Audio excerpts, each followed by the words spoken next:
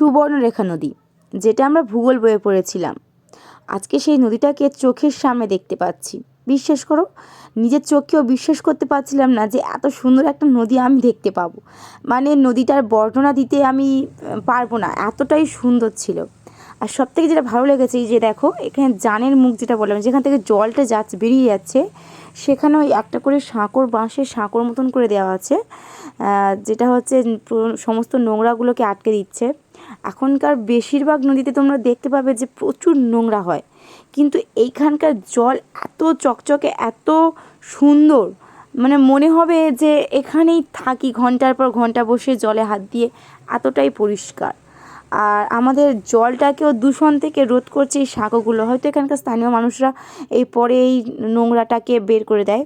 তো তোমরা দেখতে পাচ্ছ, পুরো ভিউটা দেখলে মনটাই জুড়িয়ে যায় আর চোখের শান্তিও হয়। এত সুন্দর একটা ভিউ, মানে কাছ থেকে দেখলে আরও সুন্দর দেখতে লাগতো। যাই হোক, আমার তো প্রচণ্ড ভালো লেগেছে নদীটাকে। আর তোমাদের কেমন লাগলো সেটা অবশ্যই জানিও।